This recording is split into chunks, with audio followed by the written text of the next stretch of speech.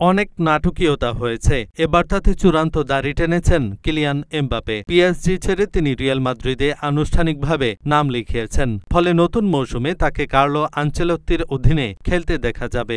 যদিও স্প্যানিশ ক্লাবটিতে পছন্দের জার্সি নম্বর ৭ কিংবা ১০ কোনোটিই পাচ্ছেন না এমবাপে। তার জন্য বরাদ্দ হয়েছে ৯ নম্বর জার্সি। গত শনিবার উয়েফা চ্যাম্পিয়ন্স লিগের ১৫তম শিরোপা নিশ্চিত করেছে রিয়াল মাদ্রিদ।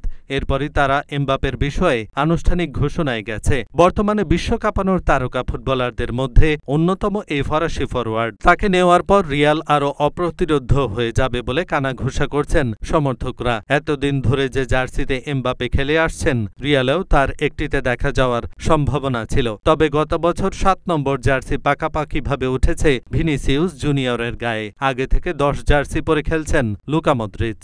ব্রাজিলিয়ান তারকা আরও কয়েক বছর রিয়ালেই থেকে যাওয়ার পরিকল্পনা করেছেন। আর ক্রোয়েশিয়ান তারকা মদ্রিচের সঙ্গে চুক্তির মেয়াদ শেষ হচ্ছে জুনে। ফলে ৭ ও ১০ নম্বর জার্সি এখনই পাওয়া হচ্ছে না বিশ্বকাপ জয়ী ফ্রেঞ্চ তারকা এমবাপের। এর আগে আরেক ফরাসি ফরোয়ার্ড করিম বেনজেমা রিয়ালের ৯ নম্বর জার্সি পরে খেলেছিলেন। স্বদেশি সিনিয়রের জার্সি এবার গায়ে উঠতে যাচ্ছে এমবাপের।